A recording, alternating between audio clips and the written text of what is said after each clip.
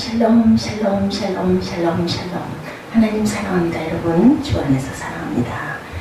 예, 사무엘상 17장 말씀, 예, 본문 1절부터 58절까지 우리 교독해서 읽었습니다. 오늘 중심 주제가 41절에서 49절 너무 잘 아는 다윗이 외침이죠. 야훼의 이름으로 내게 내가 나아가노라. 골리앗을 물리친 하나님께서 다윗을 통해서 역사하신 그런 기적스러운 그런 아주 통쾌한 이야기입니다. 49절에 손을 주머니에 넣어 돌을 가지고 물매를 던져 블레셋 사람의 이마를 치매 돌이 그 이마에 박히니 땅에 엎드러지니라. 블레셋 사람이 방패든 사람을 앞세우고 다윗에게로 점점 가까이 나아가니라. 그 블레셋 사람이 둘러보다가 다윗을 보고 업신여기니 이는 그가 젊고 붉고 용모가 아름다움이라. 이렇게 나타나죠. 6장 12절에도 이런 말씀이 나타나 있습니다. 오늘 야훼께서 너를 내 손에 넘기시니 내가 너를 쳐서 내 목을 베고 블레셋 군대의 시체로 오는 공중에 세워 땅에 들짐승에게 주어 온 땅으로 이스라엘에 하나님이 계신 줄 알게 하겠고 또 야훼의 구원하심이 칼과 창이 있지 아니함을 이 무리에게 알게 하리라. 전쟁은 야훼에게 속한 것인지 그가 너희를 우리 손에 넘기시리라. 이렇게 아주 큰 소리로 얘기하죠. 44절 유명한 말씀이죠. 그 블레셋 사람이 또 다윗에게 이르되 내게로 오라. 내가 내 살을 공중의 새들과 들짐승에게 주리라 하는지라. 45절이죠. 다윗이 블레셋 사람에게 이르되 너는 칼과 창과 단창으로 내게 나아오냐 하는 만군의 야훼 이름으로 곧 내가 모욕하는 이스라엘 군대 하나님의 이름으로 내게 나아오리라. 17장 직전 16장에서는 하나님께서 다윗을 왕으로 기름 부으실 것을 사무엘 선지자에게 말씀하시는 것이 기록되어 있죠. 이새의 8 아들 중에서 막내 8째 아들인 다윗이 왕으로 선택된다는 것은 아무도 사람의 눈으로는 예측이 되지 않았었다. 다윗 자손은 물론이고요, 아버지 이새도 심지어 사무엘 선지자까지도 동일하게 전혀 예상 밖의 일이었죠. 하나님께서 다윗을 선택하실 때 보신 것은 그의 외모가 아니었고, 신장의 크기나 외모를 본다면 형제들 중에서 한 사람이 선택되었을 것인데 맏아들이 아주 가장 잘생겼다 이렇게 얘기했죠. 하나님은 다윗을 선택하시면서 그 중심을 보셨다. 마음이죠. 마음을 보셨다. 하트입니다. 다윗이 왕으로 선택은 되었지만 즉위는 하지 않았을 때 블레셋 군대가 이스라엘을 쳐들어옵니다. 블레셋 군대는 가드 사람 골리앗이라는 용장을 앞세우고 이스라엘을 위협하고 있죠. 그는 아주 거인이었습니다. 키는 6규빗 1뼘이다. 한 규빗은 사람의 중지에서 팔꿈치의 길이를 의미하는데 45cm. 그러면은 뭐 쉽게 45 곱하기 6만 해도 그죠? 한 2m 70 정도 이상이 되죠. 이런 거인이 2m 70이면 우리들 키에 1배 반 정도 되겠어요. 반 이상 되겠죠. 이런 거인이 머리에는 노트구를 썼고 몸에는 비늘 같은 갑옷을 입었는데 갑옷의 무게가 놋 5,000세겔이다 이렇게 나타나 있습니다. 그의 다리는 놋 각반을 쳤고 어깨 사이에는 놋 단창을 메었는데 그 창자루는 배틀채같이 창나는 철 600세겔이며 그 앞에 방패를 든 자가 앞서 그를 호위하고 있었습니다. 그의 용모와 신장은 타의 추종을 불허할 정도였고 다윗은 그에 비하면 어린아이 같은 모습이었습니다. 골리앗은 싸움을 도두는 자였죠. 그가 서서 외치죠. 사무엘상 17장 8절에 그가 서서 이스라엘 군대를 향하여 외쳐 이르되 너희가 어찌하여 나와서 전열을 벌였느냐. 나는 블레셋 사람이 아니며 너희는 사울의 신복이 아니냐. 너희는 한 사람을 택하여 내게로 내려보내라. 이렇게 외칩니다. 17장 8절 말씀이죠. 그랬을 때 이스라엘 군인들은 감히 그 앞에 아무도 나설 수가 없었어요. 덜덜 떨었었겠죠. 그때 자원에서 나타난 사람이 바로 오늘 주인공 다윗입니다. 칼이나 활도는 창을 가지고 나가지 않고 그의 손에는 양을 치는 막대기가 들려져 있었고 그리고 그의 주머니에는 5개의 작은 조약돌이 있었을 뿐이었습니다. 무엇을 보아도 싸움의 상태가 절대로 될 수가 없는 그러한 싸움이었죠. 이 다윗과 골리앗의 싸움을 통해서 하나님의 말씀이 얼마나 정확하게 성취되는지를 우리가 알 수가 있는데 하나님께서 다윗을 왕으로 선택하실 때 사무엘에게 하신 말씀이 오늘 그대로 이루어집니다. 과연 용모나 신장을 따진다면 다윗은 골리앗과 싸움의 상대가 절대로 될 수가 없었어요. 그러나 하나님께서 보시는 것은 중심, 무엇이라고요? 하트, 마음이죠. 골리앗의 중심도 보셨고 다윗의 마음도 보셨습니다. 만일 용모와 신장 그리고 용면과 무기를 비교한다면 당연히 승리는 골리앗에게 돌아가는 게 맞습니다. 다윗은 골리앗과 일대 전쟁을 하기 위하여 나아가는 다윗의 용모나 신장을 보시고 승리하게 하신 것이 아니죠. 예, 그 승리를 다윗과 이스라엘에게 돌아가게 하시는 그 하나님의 마음, 그 마음은 용모나 신장을 보고 하신 것이 아니고 45절에 너는 칼과 창과 단창으로 내게 오거니와 나는 만군의 야훼 이름 내가 모욕하는 이스라엘 군대의 하나님의 이름으로 내게 가노라. 예, 17장 45절 유명한 말씀입니다. 다윗이 하나님의 이름을 붙잡고 골리앗에게 나아갈 수 있었던 용기와 힘은 어디서 나왔을까? 칼과 창보다 하나님의 더 강함을 믿었기 때문이다. 칼과 창은 무력입니다. 이 세상에서 가장 강한 힘은 무력이죠. 이 무력 앞에 무릎을 꿇지 않을 용사는 아무도 없었죠. 개인도 그렇지만 나라도 마찬가지입니다. 이 세상은 힘이 지배하는 그러한 곳이죠. 세계를 제패한 나라들의 공통점은 강력한 군사력을 가진 그러한 나라였습니다. 과거 역사를 보아도 바벨론, 에집트, 헬라, 로마 등의 국가들은 군사적으로 세상을 다스릴 수 있는 강한 나라들이었고 그 나라들을 든든하게 받쳐준 힘은 그들의 군사력이었던 것은 사실입니다. 실제로 군사력이 약한 나라는 당연히 오래 지탱하지 못하고 결국은 망합니다. 우리나라가 외세의 침략 앞에 속수무책으로 당해서 나라가 망하게 된 원인은 군사력의 열세 때문이기도 했었죠. 일본이 한국을 점령해서 식민국가로 만들고 중국과 대부분의 동남아시아를 정복한 것도 당시에 강력한 일본의 군사력의 뒷받침이 되었기 때문입니다. 만약에 일본이 신식 무기를 들고 한국을 침공했을 때 그것을 막아낼 수 있는 무기가 있었다면 그렇게 쉽게 무너지지 않았을 것이죠. 당시 조선에는 총이 없었습니다. 신식 무기가 없었죠. 예, 대원군의 굉장히 뭐라 그러죠? 이거랑 생각이 안 나는데, 예, 나라를 전부 다 딱 그냥 닫고 있었죠. 그랬기 때문에 절대로 외국의 문물이 들어올 수가 없도록 대원군이 그런 정책을 써가지고 아주 후진국이었던 그런 그때가 있었습니다. 1895년 8월 20일에 일본인 자객의 손엔 칼이 쥐어져 있었고 그들의 당시 조선의 왕이었던 고종과 태자를 위협하고 왕비를 칼로 시해한 사건이 일어납니다. 그리고 시신은 불태우죠. 힘이 없었던 조선은 외세에 의하여 왕위가 폐위되고 왕비는 살해를 당합니다. 이것은 역사의 엄연한 사실입니다. 예, 힘이 없는 민족이나 나라는 힘의 원리에 의해서 이렇게 망합니다. 쇄국정책, 그 단어가 생각이 나질 않았습니다.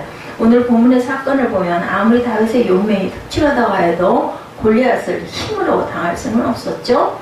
예, 골리앗은 체구가 적은 다윗이 아무리 무장을 하지 않은 채 그냥 칼 하나 잡지 않고 나오는 것을 보고 기가 막혔겠죠. 예, 그는 이렇게 말합니다. 33, 4절에 내가 나를 개로 여기고 막대기를 가지고 내게 나왔느냐 하고 신들의 이름으로 다윗을 저주하고 이르되 내게로 오라 내가 내 고기를 공중의 새들과 들짐승들에게 주리라. 예, 이렇게 외치죠. 골리앗은 철저하게 자기 힘을 믿었습니다. 아주 자신만만했겠죠. 자신이 차고 있던 예리한 칼의 위력을 과시하고 났습니다. 싸움의 상대도 되지 못해 보이는 다윗을 보면서 의기양양했고 이긴 싸움이라고 생각이 되었죠. 그러나 다윗의 마음은 달랐습니다. 그런 장대한 골리앗의 힘이나 그가 가진 칼의 위력보다 강력한 하나님의 위대한 힘을 믿었죠. 칼과 창보다 더 승한 힘은 만군의 야훼 하나님의 이름을 믿는 믿음이었다. 예, 칼을 휘두르며 목을 칠 기세로 나오는 골리앗을 맞이한 다윗은 외치죠. 45절 유명한 말씀 너는 칼과 단창으로 내게 오거냐 나는 만군의 야훼 이름으로 내가 모욕하는 이스라엘 군대의 이름으로 하나님의 이름으로 내게 가노라 이렇게 소리칩니다. 이 말은 다윗은 칼의 힘을 의지하고 나아가지 아니하고 하나님의 능력을 덧입어서 나간다. 하나님께서는 이 다윗의 마음을 보셨던 것이죠. 그의 믿음을 받으십니다. 골리앗의 장대한 키나 힘에 대항하는 다윗의 마음속에 자르고 있던 믿음의 힘으로 골리앗을 제압하게 하셨죠. 오늘날 많은 그리스도인들이 세상의 용맹이나 힘을 의지하고 살아갑니다. 골리앗처럼 자신이 가지고 있는 무기를 앞세우려고 하죠. 예, 그들의 생각의 무기는 돈, 그죠? 물질, 재물이 될 수도 있고, 명예가 될 수도 있고, 권세가 될 수도 있겠죠. 그 물질은 세상 지혜가 또한 될 수도 있을 것입니다. 자신의 경험, 그죠? 내가 이렇게 살아와서 성공했으니 나는 이렇게 살아갈 것이다 하는 자신만의 그림을 그리고 그대로 살아가려고 하는 사람들도 많이 있습니다. 그런 성경은 경고합니다. 예레미야 9장 23절에 여호와께서 이같이 말씀하시되 지혜로운 자는 그 지혜를 자랑치 말라. 용사는 그 용맹을 자랑치 말라. 부자는 그 부함을 자랑치 말라. 이런 것들은 성도를 보호할 무기가 되지 못한다는 거죠. 우리를 보호할 참된 힘과 무기는 바로 여호와의 이름 야훼이십니다. 다윗이 하나님의 이름을 붙잡고 골리앗에게 나아갈 수 있었던 용기와 힘은 과연 어디에서 나왔나? 하나님께서 다윗의 손에 적장을 붙이신 것을 믿었기 때문입니다. 하나님께서 골리앗을 자신에게 붙이신다는 것은 다윗의 손 안에 잡히게 하신다는 뜻이죠. 골리앗이 휘두르는 큰 칼도 다윗 앞에서는 무기력하게 될 것을 다윗은 의심하지 않고 믿었습니다. 자신을 보호하고 있는 투구도 방패도 무용지물이 되게 하실 것이라는 것을 믿었죠. 다윗과 싸우는 적장이 아무리 힘센 장수라 해도 다윗 앞에서는 다윗이 싸우는 것이 아니라 하나님의 힘을 의지하고 싸우기 때문에 절대로 이길 수 없다라는 것을 굳게 믿었죠. 그의 무릎을 꿇게 할 것이다. 네, 그렇게 생각합니다. 다윗은 믿음대로 골리앗은 힘 한번 사용하지 못하고 조그만 물맷돌에 그만 급소를 맞고 쓰러집니다. 하나님께서 하시고자 하시면 싸움에 아무리 소용도 없어 보이는 광야의 벌들을 통하여서도 이스라엘을 해치려는 세력을 물리치시는 하나님이다. 우박으로도 그죠? 비로도 광풍으로도 물리치십니다. 성도와 교회를 핍박하는 이 세상의 세력은 매우 두려워 보일 수도 있습니다. 그러나 주님께서 말씀하시죠. 요한복음 16장 33절에 세상에서는 너희가 환난을 당하나 담대하라. 내가 세상을 이기었노라 하시니라. 주님께서 말씀하신 세상이란 성도를 위협하는 여러 가지 세상의 세력들을 의미합니다. 그것들은 자연이 주는 재해가 될 수도 있고 성도들을 박해하는 그러한 사람들에 의한 세력이 될 수도 있습니다. 실패가 가져다주는 극심한 가난이 될 수도 있고 또한 성도의 생명을 위협하는 질병이 될 수도 있습니다. 이런 세력들은 성도들을 향해서 집요한 공격을 펼칩니다. 이런 여러 가지 공격을 받을 때 성도들도 매우 두려워하게 되죠. 앞날이 어떻게 될지 예측할 수 없는 공포에 사로잡힐 수도 있습니다. 다윗은 점점 가까이 다가오는 골리앗의 위협 앞에서 확실한 것은 하나님께서 골리앗을 자신에게 붙여주셨다라는 믿음이었죠. 그가 위협적으로 다가오고 있지만 이미 하나님께서는 그 적장을 자신의 손에 붙여서 그를 내가 제압할 수 있다라는 그런 강한 믿음이었죠. 영적인 전투에서도 믿음은 성도를 강하게 하는 힘이 있습니다. 세상에서는 우리가 환난을 당하고 핍박을 당하고 말로도 표현할 수 없는 여러 가지 어려움을 겪고 살아가고 있지만 우리가 확신하는 것은 주님께서 세상을 이미 이기셨다는 사실입니다. 그리스도께서는 승리자로 오셨습니다. 그가 우리들에게 온갖 불행을 가져다주는 죄의 세력을 또한 물리쳐 주셨죠. 그리스도께서는 죽음의 세력도 이겨내셨고 자신이 가난함을 당하심으로 우리가 당할 가난의 사함도 이미 받으셨습니다. 그리스도께서는 친히 질고를 겪으심으로 우리가 겪게 될 온갖 그러한 질병을 이기게 하십니다. 그는 친히 눈먼자의 눈을 밝게 해주셨고 안진뱅이를 일으켜 주셨고 12열 혈류병으로 고생하던 사람도 고쳐주십니다. 무엇을 보고? 믿음을 보고 허기진 사람에게는 배부르게 먹을 것을 또한 공급해서 오병이어의 기적을 일으키시기도 했죠. 사단에게 붙잡혀서 무덤살에서 헤매던 사람에게 사단을 물리쳐 주심으로 깨끗하게 치유도 해주십니다. 세상을 이겨내신 주님께서 우리에게 두려워하지 말고 담대하라고 말씀하죠. 이 세상의 적대 세력이 어떤 세력이 올지라도 하나님께서 우리 손에 붙이시면 우리는 승리할 수가 있습니다. 우리는 믿어야 되겠죠. 이 세상과 세상에 존재하는 모든 것들은 우리 하나님의 손 안에 있다는 것, 우리 손에 붙여주셨다는 사실을 절대 잊지 말아야 되겠다.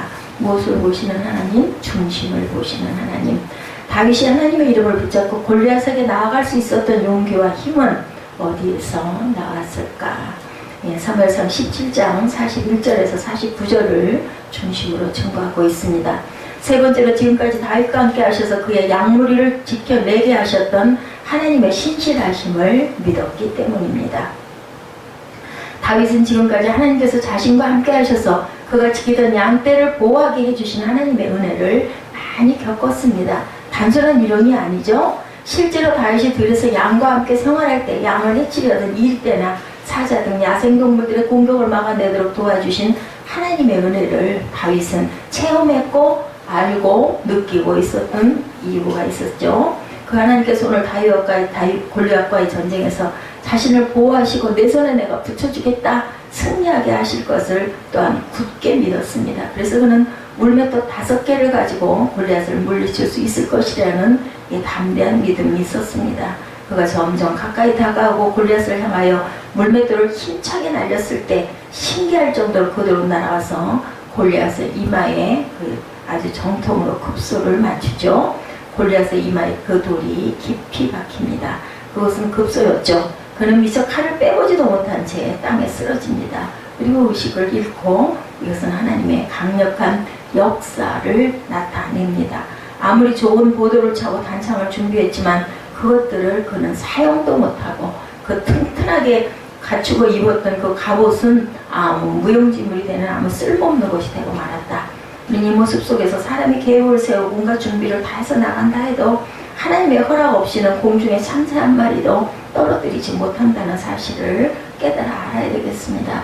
세상에 돈이나 지위나 명예나 또한 자신의 살아온 지혜나 이런 것들이 하나님 앞에서는 아무런 소용이 없는 무용지물이다. 솔로몬은 그의 잠언에서 말씀하죠. 잠언 16장 9절입니다. 사람이 마음으로 자기의 길을 계획할지라도 그 걸음을 인도하시는 분은 야훼시다. 그와는 대체적으로 다윗이 준비한 것은 전쟁이 준비라고도 할 수 없는 것들이었죠. 활도 아니고 칼도 아니었습니다. 그 평소에 자신이 사용하던 조약들 몇 개와 양떼를 치던 몽둥이 하나를 갖고 나갔을 뿐이었다는 겁니다. 그 돌들로는 숨어 들어오는 들짐승을 쫓아냈을 수는 있을지만 싸움을 걸어오는 무장한 용장을 절대로 이길 수가 없는 그러한 모습이었죠. 그럼에도 불구하고 결과는 다윗의 일방적인 순간적으로 던진 그 돌 하나에 적장은 힘을 잃고 쓰러집니다. 이 일은 하나님의 역사로만 가능한 것이죠. 다윗이 믿고 의지한 것은 칼이나 단창이 아니고 자기를 보호해줄 갑옷도 투구도 없었습니다. 바로 하나님 스스로가 다윗을 보호하시고 이기게 하신 것이다. 우리가 진정으로 의지하고 기댈 수 있는 분은 오직 여호와 하나님 한 분이라는 것을 잊지 말아야겠습니다. 그는 우리 안고 일어섬을 아시는 분이시죠. 우리가 잠들어 세상을 모르고 있을 때에도 주무시지도 졸지도 아니하시고 우리를 지키고 보호하시는 하나님, 그 하나님을 든든히 신뢰해서 우리를 공격해오는 모든 사단의 세력을 물리치고 승리하는 저와 여러분이 되시기를 주님의 이름으로 축복합니다. 를 자랑하지 말라. 용사는 그 용맹을 자랑치 말라. 부자는 그 부함을 자랑치 말라 말씀하십니다. 우리 눈으로 볼 때는 아무것도 아닌 것 같은 그러한 세상의 그런 모든 섭리는 사실은 하나님의 운행하심으로 우리가 살아가고 있다는 것. 돈도 지위도 지혜도 명예도 아무 어떤 권력도 하나님을 떠나서는 우리가 있을 수 없다는 것을 잊지 않으시는 저와 여러분 되시기를 주님의 이름으로 축복합니다. 사무엘상 17장 41절에서 49절까지 읽고 기도하는 시간 갖도록 하겠습니다. 블레셋 사람이 방패든 사람을 앞세우고 다윗에게로 점점 가까이 나아가니라. 그 블레셋 사람이 들러보다가 다윗을 보고 주님이 그가 전고 굵고 용과 아름다우니라. 블레셋 사람이 다윗에게 이르되 내가 나를 개로 여기고 막대기를 가지고 내게 나왔느냐 하고 그의 신들의 이름으로 다윗을 저주하고. 그 블레셋 사람이 그 다윗에게 이르되 내게로 오라. 내가 네 살을 공중의 새들과 들짐승에게 주리라 하는지라. 다윗이 블레셋 사람에게 이르되 너는 칼과 창과 단창으로 내게 나오거니와 나는 만군의 야훼 이름 곧 내가 모욕하는 이스라엘 군대의 하나님의 이름으로 내게 나아가노라. 오늘 여호와께서 너를 내 손에 넘기시니 내가 너를 쳐서 내 목을 내고 블레셋 군대의 시체를 오늘 공중의 새와 땅의 들짐승에게 주어 온 땅에 이스라엘의 하나님이 계신 줄 알게 하겠고 또 여호와의 권하심이 칼과 창에 있지 아니함을 이 무리에게 알리게 하리라. 전쟁은 야훼에게 속한 것인지 그가 너희를 우리 손에 넘기시리라. 블레셋 사람이 일어나 다윗에게로 마주 가까이 올 때에 다윗이 블레셋 사람을 향하여 빨리 달리며 똑합니다. 손을 저무니에 넣어 돌을 가지고 물매로 던져 블레셋 사람의 이마에를 치매 돌이 그의 이마에 박히니 땅에 엎드러지니라. 아멘. 아유시 블레셋 사람에게 이르되 너는 칼과 창과 단창으로 내게 나아오거니와 나는 망태 여호와의 이름 곧 내가 공격하는 이스라엘 군대의 하나님의 이름으로 내게 나아가노라. 아멘. 하나님 감사합니다. 오늘 주님 저에게 3의 말씀을 통하여서 주님의 음성을 듣습니다. 제가 주님 세상 가운데 주님이 살아갈 때 주님 저를 힘쓰고 애쓰고 살아가나 주님께서 함께해 주시지 않을 때는 주님 아무것도 이룰 수 없음을 주님 다시 한번 마음으로 주님 품고 바라봅니다. 저를 주님 생활 가운데 항상 주님과 동행할 수 있는 특별한 믿음 허락하여 주시고 아버지 그를 통하여서 저희가 이루어갈 것을 주님 성취하고 나아가는 복된 주님의 자녀들 될 수 있도록 주님과 온전하게 동행하는 오늘 하루가 될 수 있도록 주님 함께하여 주시옵소서. 아멘. 항상 주님을 의지하고 나아가며 주님과 함께 동행하고 나아갈 때 주님 귀한 결실의 열매를 주님 내줄 수 있음을 주님 다시 한번 주님 앞에 고백하며 저도 오늘 하루도 주님께서 지키시고 보호하여 주심을 믿습니다. 오늘 하루 가운데 지치고 힘들지 않도록 주님께서 주님 영혼간의 강건함을 허락하여 주시고 나아가는 걸음 가운데 주님 함께하여 주시옵소서. 아니면 아무튼 영혼간의 강건함을 허락하여 주시며 오늘 하루도 주님의 성품이 충만한가 또한 영혼간의 강건함과 주님의 은총 가운데 샬롬과 주님 복된 하루를 누릴 수 있도록 주님께서 은혜의 은혜를 더하여 주시옵소서. 아멘. 모든 것을 예수 그리스도의 이름으로 감사히 드리겠습니다. 아멘. 하늘에 계신 우리 아버지시여 이름이 거룩히 여김을 받으시오며 나라 임하옵시며 뜻이 하늘에서 이룬 것 같이 땅에서도 이루어지이다. 오늘 우리에게 일용할 양식을 주옵시고 우리가 우리에게 죄진 자를 사하여 준 것 같이 우리의 죄를 사하여 주옵시고 우리를 시험에 들게 하지 마옵시며 다만 악에서 구하옵소서. 나라와 권세와 영광이 아버지께 영원히 있사옵나이다. 아멘. 할렐루야.